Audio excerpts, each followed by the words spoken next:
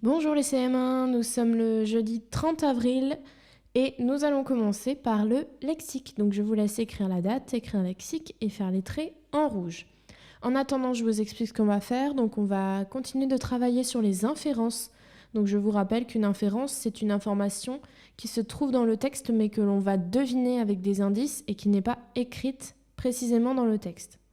Donc on va s'exercer sur plusieurs petits textes comme la dernière fois, les uns après les autres. Donc je vous laisse à chaque fois le soin de mettre pause pour pouvoir lire le texte avant moi, pouvoir lire attentivement la question, pouvoir produire une réponse et ensuite on corrige.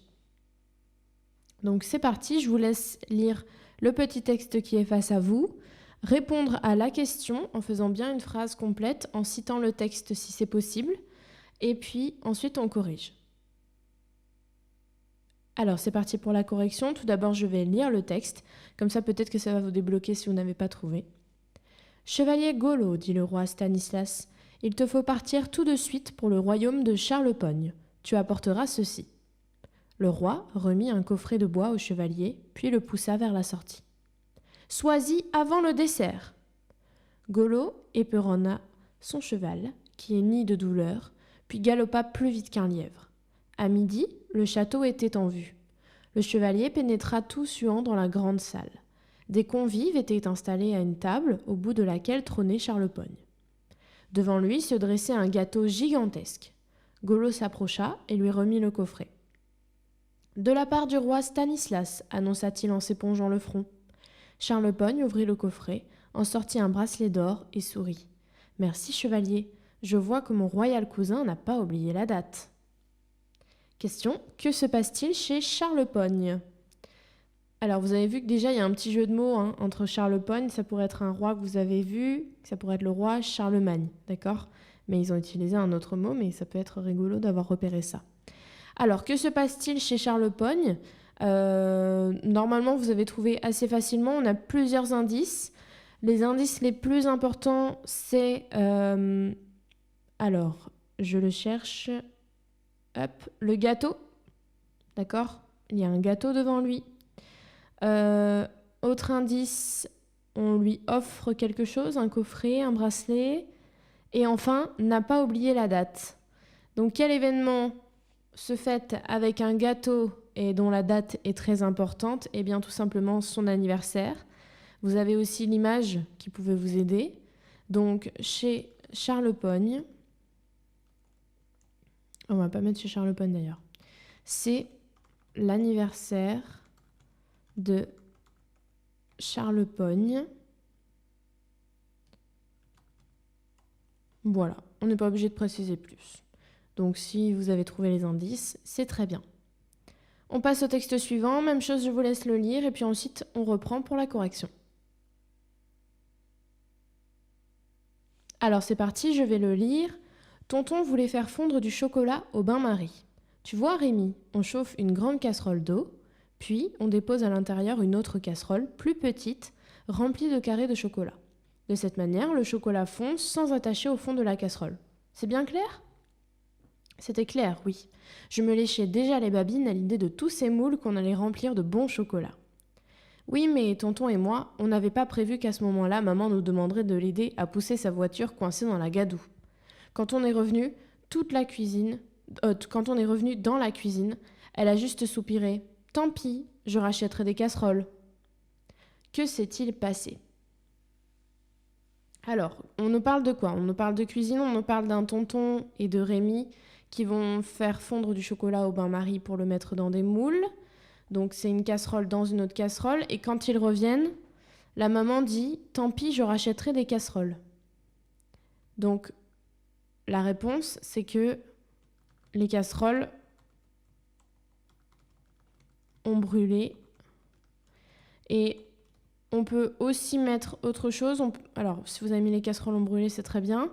On peut mettre que le chocolat a brûlé dans la casserole. D'accord ? Puisque si on laisse trop longtemps le chocolat, à force, il brûle. D'accord ? Donc, voilà pour ce petit texte. On passe au suivant, même chose, je vous laisse le lire, vous mettez pause et ensuite on reprend ensemble. Tu vois cet instrument m'a demandé tonton Zéro en brandissant une hache étincelante. Ben oui, tonton, c'est une hache. Exactement, Rémi, une hache. Figure-toi que je reviens d'un voyage chez les Indiens. Le jour de mon départ, le grand chef Shiratonga m'a offert cette hache en cadeau d'adieu. Tonton m'a mis l'objet dans les mains. Fais très attention, c'était la hache du grand-père de Shiratonga pendant la guerre contre les hommes blancs. À ce moment-là, une étiquette s'est détachée de l'outil. Je l'ai ramassée et j'ai lu 15 euros. C'est là que j'ai compris. Qu'est-ce que Rémi a compris? Donc là, de quoi on nous parle? On nous parle d'un tonton et de Rémi, même chose. Et le tonton montre une hache à Rémi. Il lui explique que cette hache, figure-toi que je reviens d'un voyage chez les Indiens. Donc il dit que c'est le chef indien qui lui a offert cette hache. Seulement le problème, c'est que quand il lui donne la hache, il y a une étiquette avec écrit 15 euros. Donc qu'est-ce que ça signifie? Eh bien ça signifie Rémi a compris que son tonton n'avait pas reçu la hache en cadeau, mais l'avait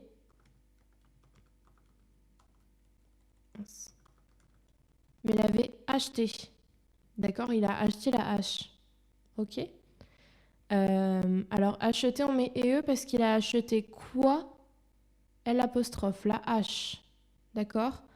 Et on peut même mettre il lui a menti. D'accord? Puisque si il a acheté la hache, ça veut dire qu'il a pas reçu en cadeau des Indiens. Et ça veut dire que peut-être qu'il il n'a jamais rencontré les Indiens. D'accord? Donc vous voyez que c'est important de le comprendre ça, parce que sinon on se dit ah bah oui, tonton Zéro il est allé en Inde, etc. En fait, en Inde, oui c'est ça. Alors qu'en fait, pas du tout. Dernier petit texte, je vous laisse le lire. Aidez-vous aussi quand il y a une image de l'image, d'accord? Mais faites attention à bien lire le texte, à ne pas tout inventer avec l'image non plus.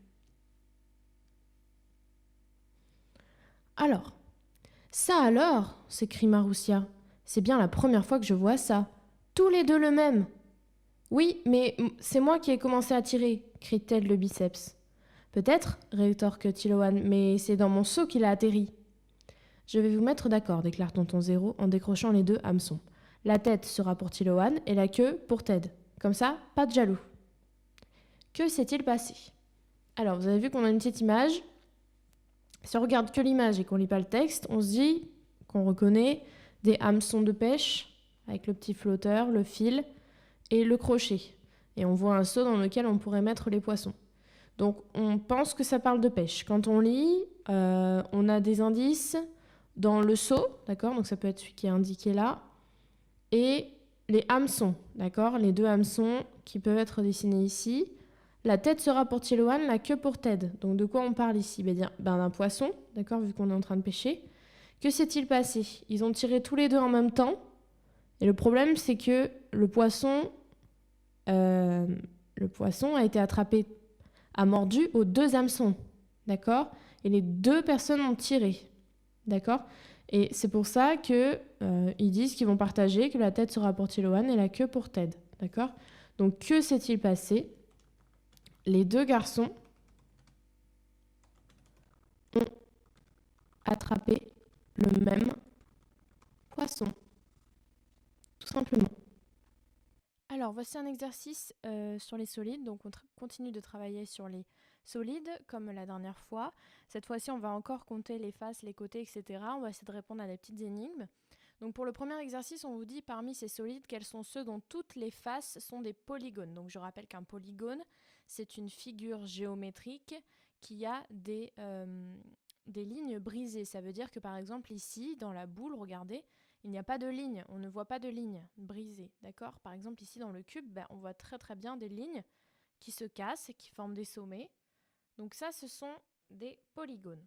Je vous laisse observer attentivement donc tous ces polyèdres et si jamais toutes ces faces sont des polygones, dans ce cas-là, vous écrivez la lettre sur votre cahier. Pour la question B, quel polygone forme les faces des figures B, D et G? Ça veut dire que vous devez aller voir le polyèdre B, quelle est la nature de cette face et de cette face. Pour le D, quelle est la nature de cette face. Et pour le G, quelle est la nature de cette face. Une fois que c'est fait, vous reprenez pour passer à la correction. Donc pour la correction, on va observer les solides les uns après les autres. On va commencer par le A. Alors le A, on observe qu'il a ce type de face-là qui est un rectangle et ce type de face-là qui est 1, 2, 3, 4, 5, 6 qui est un polygone à 6 côtés. Et il a le même de l'autre côté. Donc il fallait écrire la lettre A. Pour le B, nous observons deux types de faces aussi. Ce premier type de face qui est un rectangle et ce deuxième type de face qui est un triangle. Donc il fallait aussi écrire la lettre B. Le triangle et le rectangle sont des polygones. Pour le C, pour la boule, on n'observe pas de face en tant que telle. On a juste une seule et même face, on peut appeler ça comme ça. Donc pas de polygone pour le C. Pour le D, c'est le cube que vous connaissez. Donc un type de face, le carré. Le carré est bien un polygone. Donc il fallait écrire la lettre B. Pour le E, on a plusieurs types de faces. On a ici au-dessus le carré, ici sur le côté le rectangle, et ici 1, 2, 3, 4, un autre polygone à 4 côtés. Donc il fallait écrire la lettre B. Pour le F, nous avons ici une face circulaire, donc un cercle que l'on peut voir. Un cercle n'est pas un polygone, et en plus il y a cette partie de tube là qui n'est pas vraiment un polygone. Ensuite, pour le G, nous avons un type de face qui est répété dans plusieurs sens. C'est un triangle, donc il fallait mettre le G. Pour le H, nous avons un type de face, 1, 2, 3, 4, 5, un polygone à 5 côtés qui est répété dans d'autres sens. Donc il fallait bien écrire la lettre H. Et pour le I, nous avons cette forme ici, un peu arrondie en bas. Donc on devine un cercle pour faire la base, sur quoi repose la figure. Mais par contre, ici, ce n'est pas un polygone et le cercle non plus. Donc il ne fallait pas écrire le I. Maintenant, question B, quel polygone forme les faces des figures B, D et G? Donc B, on l'a dit, il y a une face rectangulaire et une face triangulaire. Pour le D, ce sont des faces carrées. Et pour le G, ce sont des faces triangulaires. Voici maintenant l'exercice 2. Donc, je vous laisse observer la consigne. J'ai 12 arêtes et 6 sommets. Mes 6 faces sont identiques, je suis le polyèdre. Donc à vous de trouver le polyèdre qui a 12 arêtes, 6 sommets et 6 faces. Soyez méthodique, essayez le A, vous comptez ses arêtes. S'il a 12 arêtes, vous comptez ses sommets. S'il n'a pas 12 arêtes, vous passez au suivant et vous comptez ses arêtes. Si c'est bon, vous comptez ses sommets, ses faces et vous allez en trouver un. Et ensuite, on vous dit quel polygone forme mes faces. Donc là, ce sera à vous de dire.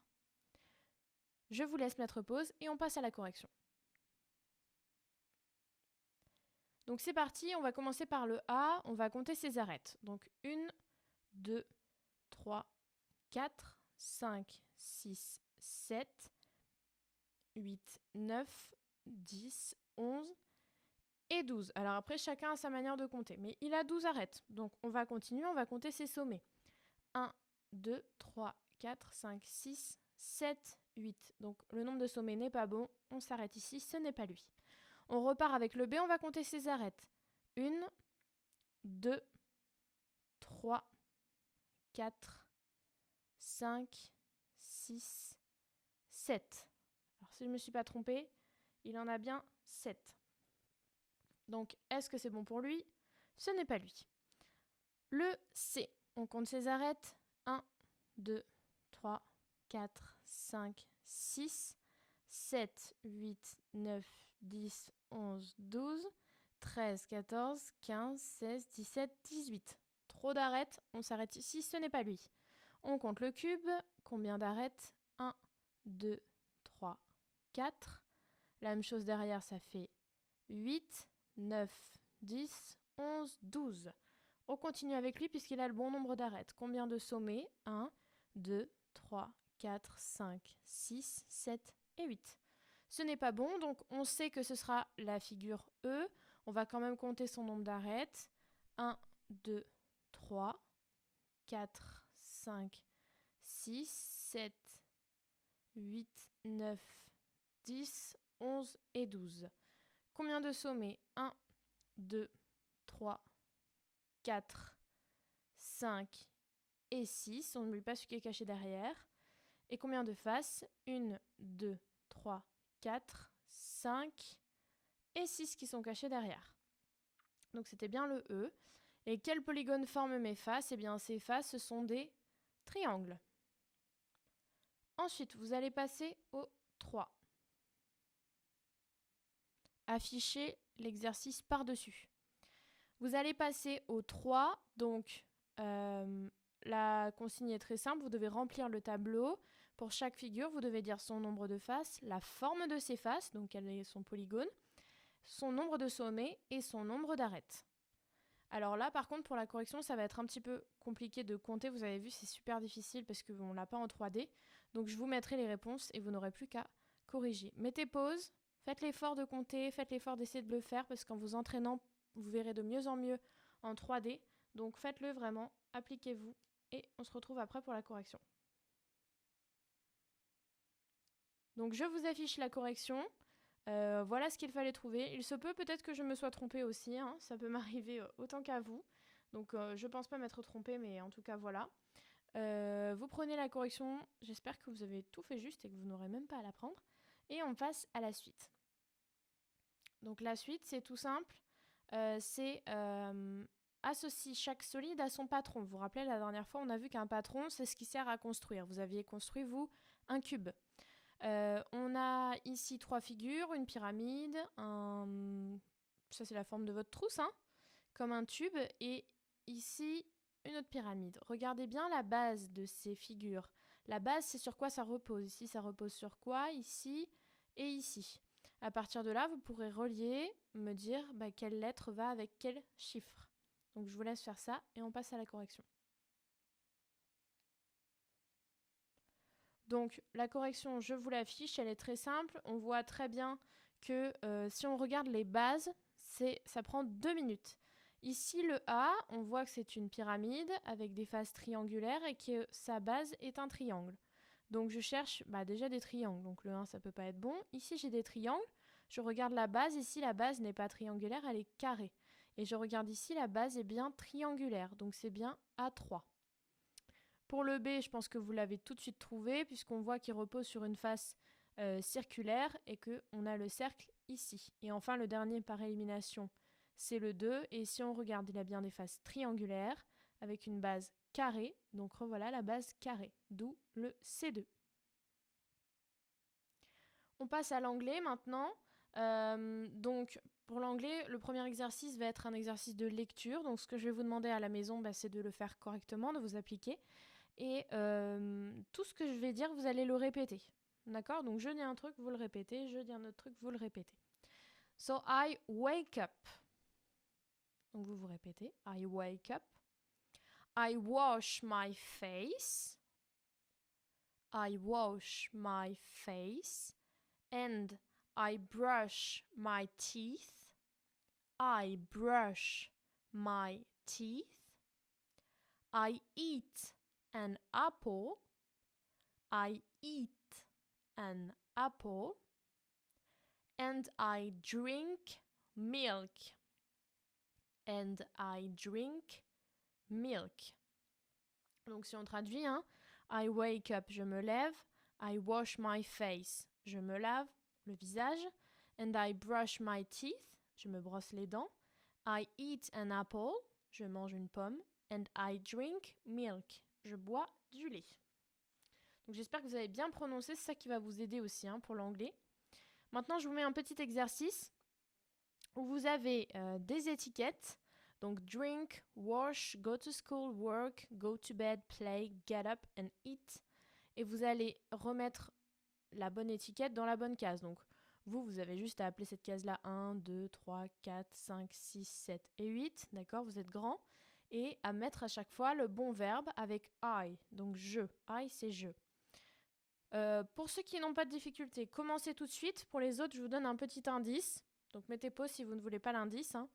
Le petit indice, c'est qu'on va traduire ensemble les étiquettes. Donc drink, on l'a vu juste avant, c'est boire.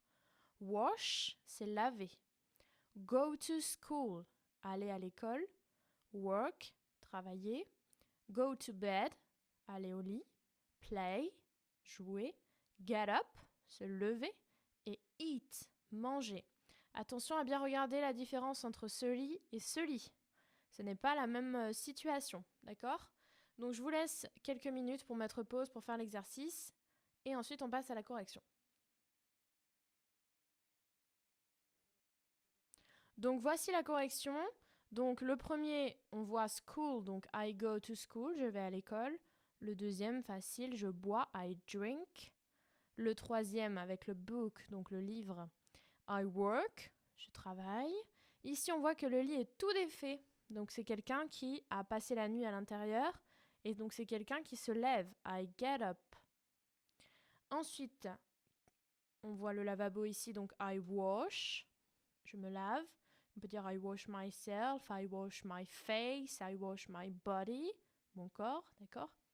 Ici, le lit est prêt, on est prêt à rentrer à l'intérieur, donc I go to bed, je vais au lit. Le ballon pour dire I play, je joue. Et la fourchette pour dire I eat, je mange. On passe maintenant à la dictée. Donc je vous laisse écrire dictée. Je vous ai indiqué deux mots compliqués à écrire. Donc je vous les donne. N'hésitez pas à les regarder. Ne prenez pas la difficulté d'essayer de les écrire tout seul, puisque ce sont des mots difficiles.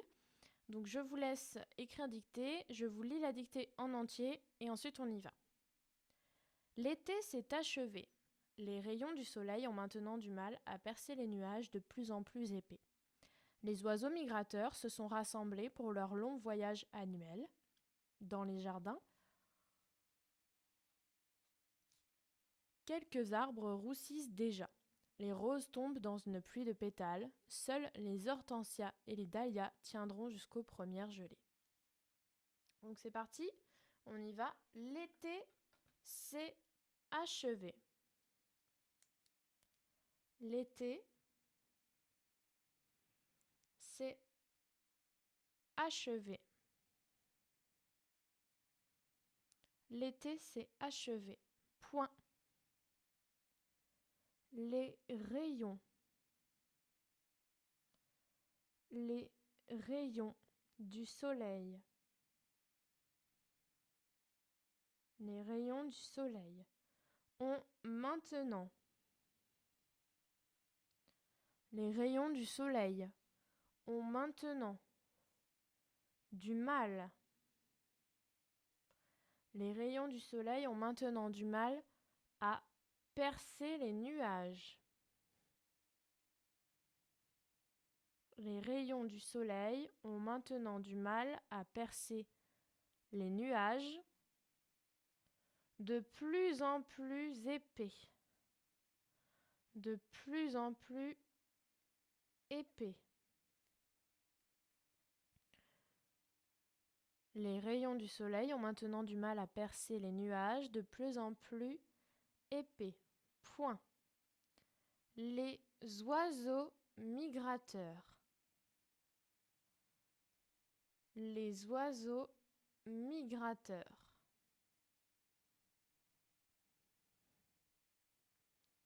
Se sont rassemblés. Les oiseaux migrateurs se sont rassemblés pour leur long voyage, pour leur long voyage annuel. Les oiseaux migrateurs se sont rassemblés pour leur long voyage annuel. Point. Dans les jardins. Dans les jardins, virgule. Dans les jardins, virgule. Quelques arbres. Dans les jardins, virgule. Quelques arbres roussissent déjà. Ils deviennent rouges, orangés, donc ils deviennent roux. Dans les jardins, virgule, quelques arbres roussissent déjà. Point. Les roses tombent. Les roses tombent dans une pluie de pétales. Les roses tombe dans une pluie de pétales, point virgule.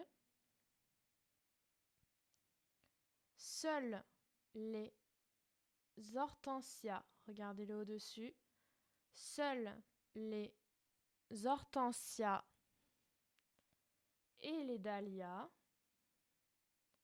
qui sont des types de fleurs, seuls les hortensias et les dahlias,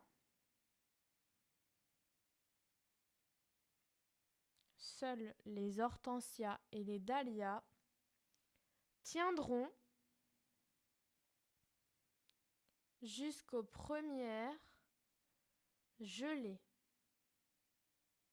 Seuls les hortensias et les dahlias tiendront jusqu'aux premières gelées. Point final. Je la relis. L'été s'est achevé, point. Les rayons du soleil ont maintenant du mal à percer les nuages, de plus en plus épais, point. Les oiseaux migrateurs se sont rassemblés pour leur long voyage annuel, point. Dans les jardins, virgule, quelques arbres roussissent déjà, point. Les roses tombent dans une pluie de pétales, point virgule. Seuls les hortensias et les dahlias tiendront jusqu'aux premières gelées. Point final. Donc je vous affiche la correction. Je vous laisse la prendre calmement, tranquillement. Il n'y avait pas vraiment de difficulté sur cette dictée, à part peut-être le passé composé. Donc n'hésitez pas à prendre votre leçon sur le passé composé si vous vous êtes trompé à ces endroits-là. Et je vous laisse prendre la correction tranquillement. Pour la suite, voici le calcul posé. Donc vous avez vu, j'ai mis des très grands nombres pour l'addition, puisque en tout début d'année, on avait travaillé sur les grands nombres. Il ne faut pas oublier comment on les lit notamment, parce qu'on s'en sert beaucoup de ces grands nombres. Alors ici, je vous ai mis les petits points, comme on avait appris. Comment on fait pour lire un grand nombre s'il n'y a pas les petits points? Regardez si je les enlève. On ne sait pas trop là. Donc, il faut se rappeler que ça fonctionne comment les nombres? Ça fonctionne en famille. Vous vous rappelez? Unité, dizaine, centaine. Et ensuite, je passe à la classe des 1000, donc je vais mettre un point. Et je recommence. Unité, dizaine, centaine de mille. Et là, je vais passer à la classe des millions, donc je mets un point. Et maintenant, quand je lis 4 789 278. Donc, je vous invite à faire la même chose pour ça. Et puis, prenez bien le temps de poser vos opérations proprement. Ça vous fera gagner du temps et ça soulagera votre cerveau. Donc, mettez pause et ensuite, on passe à la correction. La correction du calcul posé. J'ai réécrit les nombres que je vous ai donnés. Quand on se retrouve face à un nombre comme ça, il faut absolument pouvoir le lire. Rappelez-vous, en début d'année, on avait vu que pour le lire, il faut retrouver les classes. La classe des unités, la classe des milliers et la classe des millions s'il y a. Dans cette classe, j'ai unité, dizaine, centaine, unité, dizaine, centaine, unité. Donc, je vais chercher la classe. Là, je sais que c'est le chiffre des unités, le chiffre des dizaines, le chiffre des centaines. Et que la classe des unités est terminée, donc je peux mettre un petit point. Ensuite, je suis dans la classe des milliers et je retrouve unité, dizaine, centaine. Et ensuite, je suis dans la classe des millions, unité. Donc je sais que j'ai 4 789 278. Maintenant, je fais la même chose avec ce nombre-là. Unité, dizaine, centaine. Maintenant, je suis dans les milliers, unité, dizaine, centaine. Donc 258 736. Maintenant que je sais le lire, je peux le poser. Donc, même chose, un chiffre par carreau pour ne pas me tromper. Plus. Alors, attention à ne pas faire l'erreur que j'allais faire. On peut commencer par écrire les unités, les dizaines, les centaines, les unités de 1000, les dizaines de 1000, les centaines de 1000. Et on met un 0 si on a besoin. Là, oui, il en manque un. Maintenant, je peux résoudre. 8 plus 6, 14. Je pose le 4 et je retiens 1. 7 plus 3, 10. Plus 1, 11. Je pose le 1 et je retiens 1. 1 plus 2, 3. Plus 7, 10. Je pose le 0, je retiens 1. 1 plus 9, 10. Plus 8, 18. Je pose le 8 et je retiens 1. 8 plus 1, 9. plus 5, 14. Je pose le 4 et je retiens 1. 7 plus 1, 8. Plus 2, 10. Je pose le 0 et je retiens 1. 4 plus 1, 5. Même chose pour lire ce nombre. Unité, dizaine, centaine. Hop. Unité, dizaine, centaine pour les milliers. Et je suis au million. 5 48 014. Attention, je ne peux pas enlever les zéros, hein. Sinon, ça ne me fait pas du tout le même nombre. La soustraction maintenant.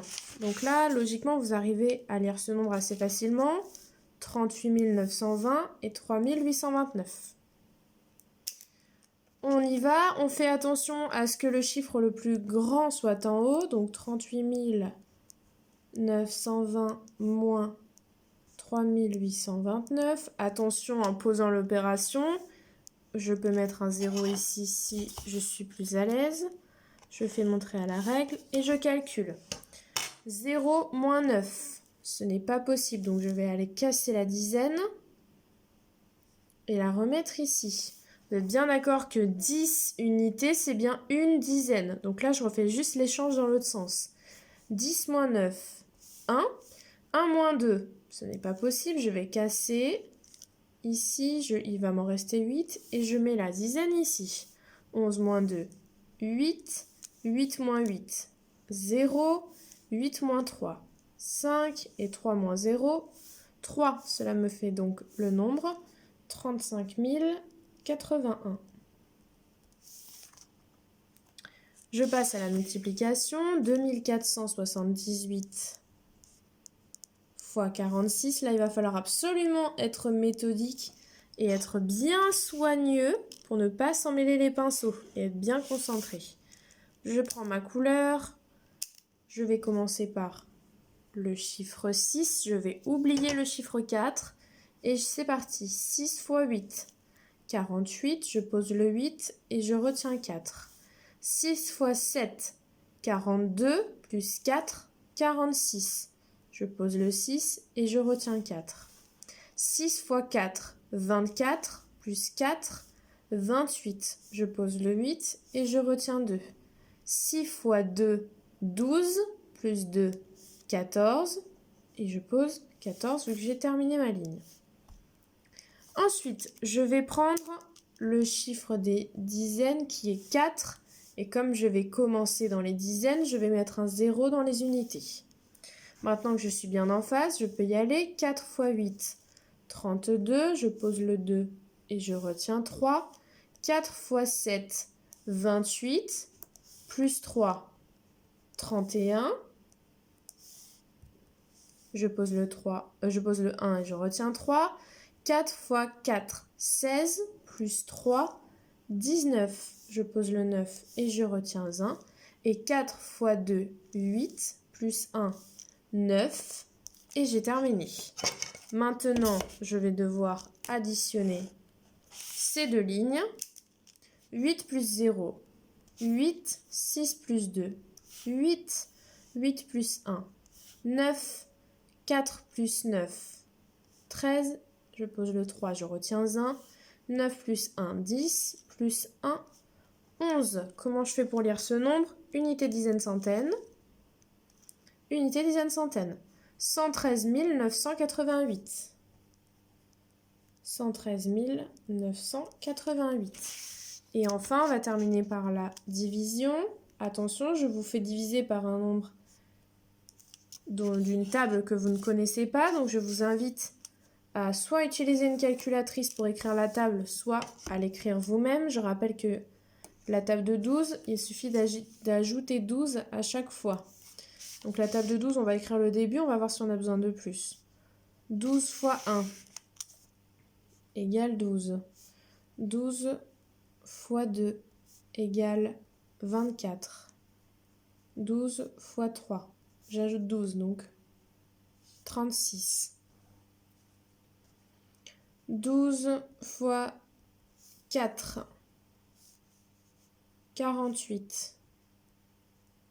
12 fois 5, 2 fois 5, 10 et 5 fois 1, 5 et 1, 6. Et on va s'arrêter là. On va voir si on a besoin du reste après. Si on a besoin du reste, c'est pas grave, on écrira le reste. Alors, on se demande si... Excusez-moi. On se demande si on peut commencer par le 6. Est-ce que dans la table de 12, on va trouver 6? Bah non, parce que le plus petit nombre qu'on va trouver, c'est 12. Donc, je vais prendre 64. Je regarde dans la table de 12, qu'est-ce qui se rapproche le plus de 64? Donc, ça sera 60, puisqu'après, 12 fois 6, ça fait 72. Donc, je ne peux pas faire 64 moins 72. Donc, je vais faire 64 moins 60. Donc, 12 fois 5, j'enlève 12 fois 5, donc j'enlève 60. 64 moins 60, tout simplement, il reste 4. Et je vais m'occuper de mon 9. Je descends le 9. Maintenant, dans la table de 12, est-ce que quelque chose se rapproche de 49 sans le dépasser? Oui, c'est 12 fois 4. Ça s'approche, mais ça ne dépasse pas. Donc 12 fois 4, et je peux enlever 48. 49 moins 48, ça fait 1. Maintenant, je vais descendre mon 4. Et je me dis, dans la table de 12, qu'est-ce qui se rapproche le plus de 14 sans le dépasser? Eh bien, c'est 12 fois 1 qui fait 12, puisque 24, ça dépasse. Donc 12 fois 1, et je peux enlever 12. 14 moins 12, cela fait 2.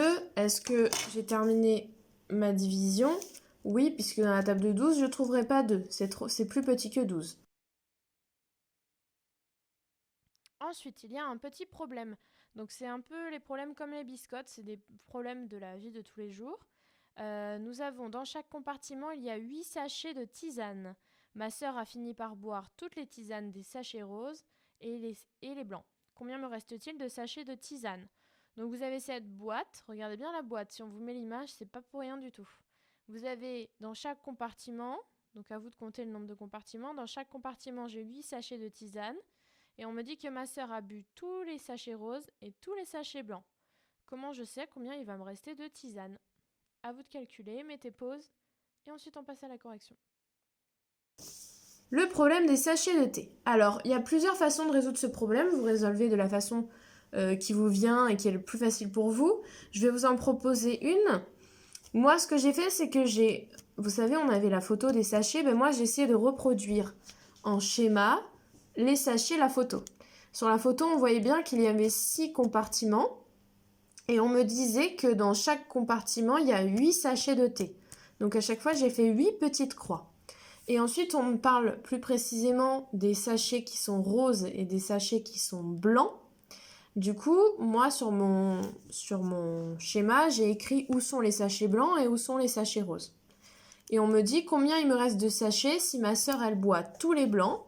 Donc, je vais les barrer puisqu'elle les a bu. Elle a tout bu ici et elle a bu tous les roses. Il m'en reste combien? Là, j'ai plusieurs possibilités. Soit je compte, ça va me prendre un peu de temps, mais je peux compter toutes les croix qui restent, sans celle-là et sans celle-là. Sinon, je peux me dire que au total, il y a 8 fois 6, d'accord? Donc, ou 6 fois 8. J'ai 8, 8, 8, 8, 8 et 8. Donc, j'ai 6 fois 8, 48. Donc, j'ai 48 sachets de thé. Dans toute la boîte, il y a 48 sachets. Si vous comptez toutes mes croix, vous allez en trouver 48. Et elle en a bu 2 fois 8. Elle a bu 8 et 8. Donc 2 fois 8, ça fait 16. Donc si elle en a bu 16, je fais 48 moins les 16, parce qu'elle les a bu, donc il faut que je les enlève. 48 moins 16, ça fait 8 moins 6, 2, 4 moins 1, 3. Donc ça ferait qu'il reste 32. Si je compte toutes mes croix, je vais trouver 32. Donc il restera même 32 sachets.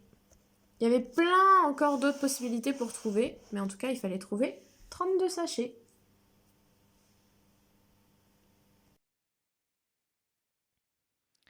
Ensuite, on va passer à la science. Donc, comme je vous avais dit mardi, on fait comme une petite évaluation. Alors, je ne peux pas vérifier que vous n'avez pas votre cahier et tout, mais je vais vous demander de mettre votre cahier loin de vous ou de le confier à vos parents s'ils sont à côté, si vous avez peur d'avoir envie de regarder à l'intérieur. C'est pour vous, hein, cette évaluation, c'est pas forcément pour moi, c'est surtout pour vous, pour que vous puissiez savoir ce que vous connaissez, ce que vous ne connaissez pas encore bien ou pas encore assez, parce qu'il va falloir le savoir pour votre vie et pour le CM2 et pour la sixième. Donc cette évaluation, elle sert juste à savoir, bah voilà, qu'est-ce que j'ai appris, qu'est-ce que je ne connais pas encore bien, qu'il va falloir que je retravaille. Donc sans le cahier, vous allez faire ces exercices, vous allez les faire sur une feuille à part. Si vous n'avez pas de feuille, vous pouvez prendre votre cahier du jour, même s'il y en a beaucoup qui l'ont terminé. Donc prenez des feuilles, soyez organisés, soyez grands. Tout d'abord, premier exercice, réécrit si la source d'énergie est renouvelable. Donc vous avez des sources d'énergie là qui sont listées. Vous ne réécrivez que celles qui sont renouvelables.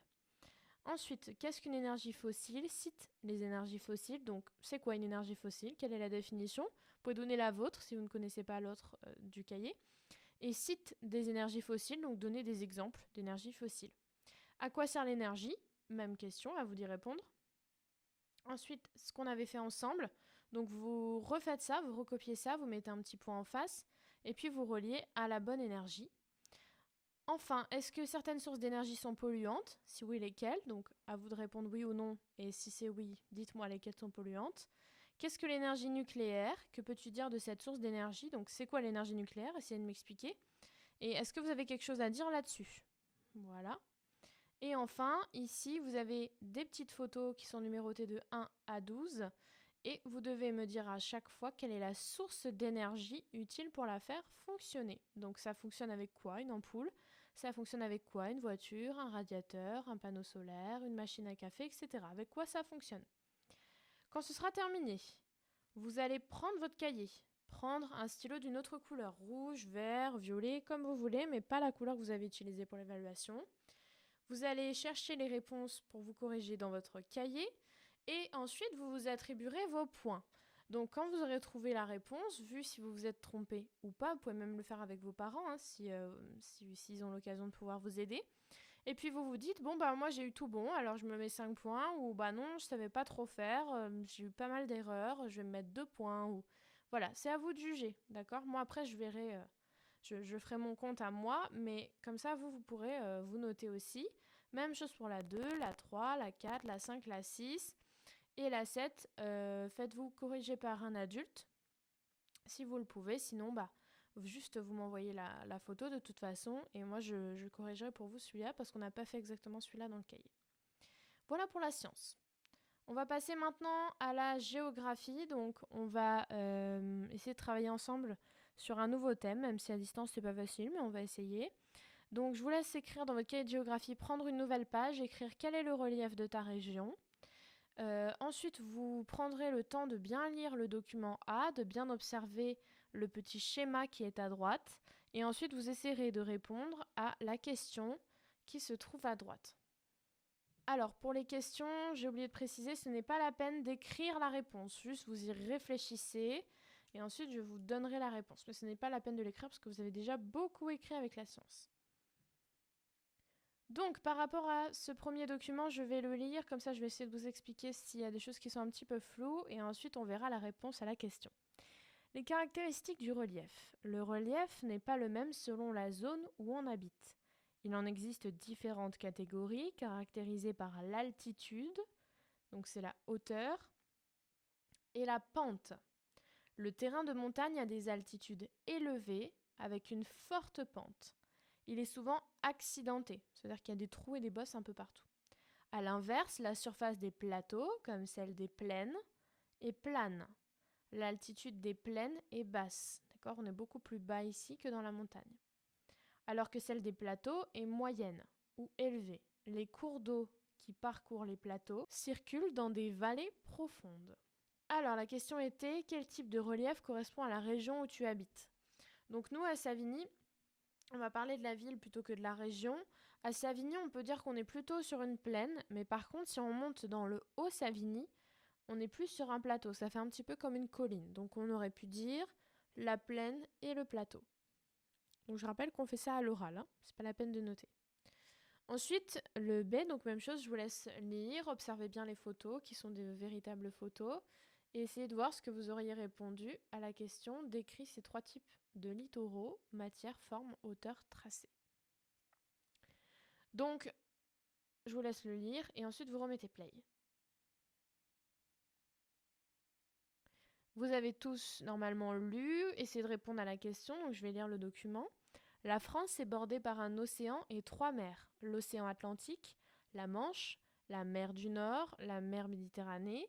Les côtes françaises de métropole s'étendent sur plus de 5500 km, sur 19 000 km en comptant les territoires d'outre-mer, donc les îles, Guyane, Martinique, etc. Elles offrent une grande variété de paysages. On y trouve des falaises, des côtes rocheuses, des côtes sablonneuses. Donc vous avez ensuite la photo d'Étretat, qui est un littoral de falaises. Vous avez une côte sablonneuse au Porge en Gironde et vous avez une côte rocheuse à la Pointe des Poulains à Belle-Île-en-Mer dans le Morbihan, donc en Bretagne. On va essayer de décrire ces 3 types de littoraux, matière, forme, hauteur, tracé. On va commencer par le littoral de falaise. Alors c'est du calcaire qui est ici, d'accord, en fait l'eau vient manger, vient éroder comme on dit le calcaire, c'est pour ça qu'il y a des trous qui se forment. Donc il y a une très grande hauteur, hein. Si vous êtes ici et que vous tombez dans l'eau, vous allez faire une sacrée chute. Et ça a une forme, regardez, un petit peu en arc de cercle, un petit peu en arrondi. Ensuite, la côte sablonneuse, par contre, là, c'est du sable, sablonneuse, et ça forme une ligne toute droite et toute plate. Enfin, on a la côte rocheuse, donc c'est de la roche rocheuse. C'est assez accidenté, d'accord, il y a des trous et des bosses, et c'est plutôt en pointe, on pourrait dire. Maintenant, on va regarder ce document. Donc, c'est le relief de la France. Vous avez le texte à lire et la carte, en fait, qui reprend ce qui est dans le texte. Donc, je vous laisse le lire, je vous laisse regarder toutes les questions, essayez d'y répondre à l'oral, et ensuite, on corrige.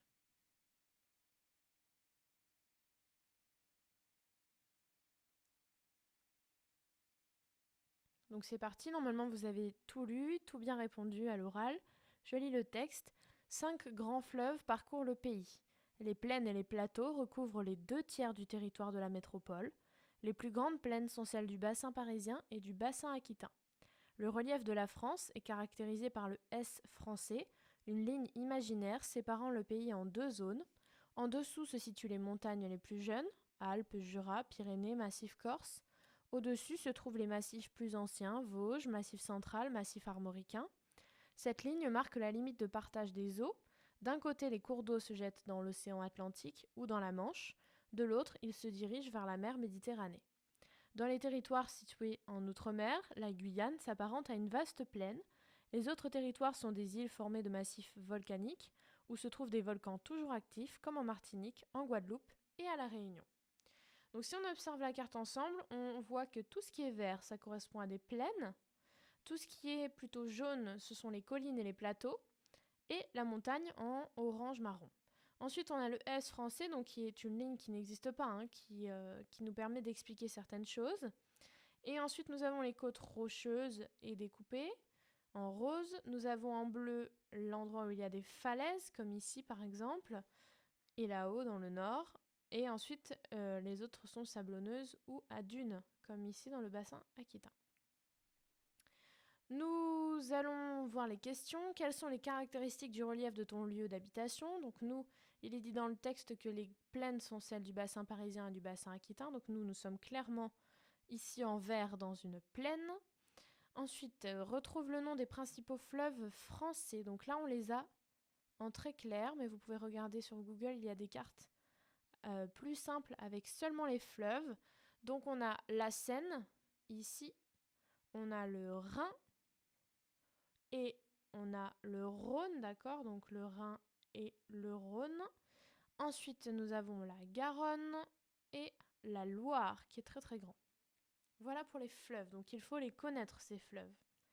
Ensuite, quels sont les sommets montagneux les plus élevés du pays?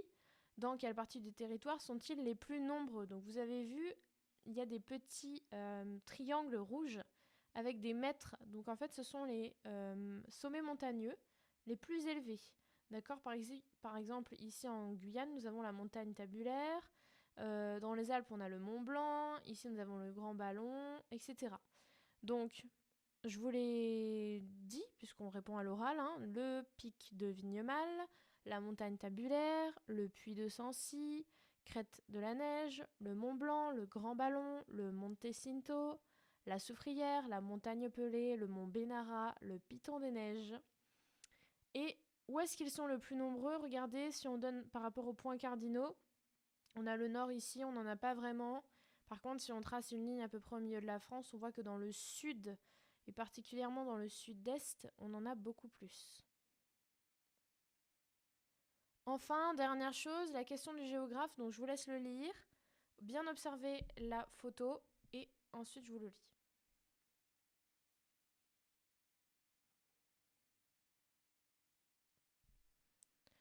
Donc je lis le document moi aussi. Quelle est la différence entre les montagnes jeunes et les montagnes anciennes?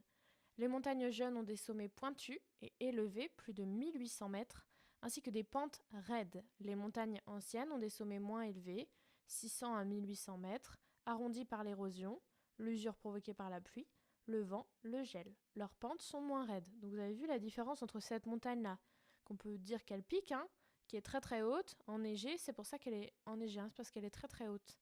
Et une montagne ancienne, comme au Massif central, où ça fait plus des petites... comme des collines.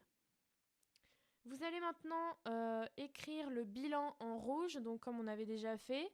Vous prenez votre stylo rouge, vous écrivez bilan, ou vous écrivez je retiens, peu importe. Et vous recopiez ceci. Bordée par un océan et 3 mers, la France offre une importante variété de reliefs. On y trouve des chaînes de montagnes au sud et à l'est. Le nord et l'ouest ont un relief peu marqué, constitué de vastes plaines et de plateaux.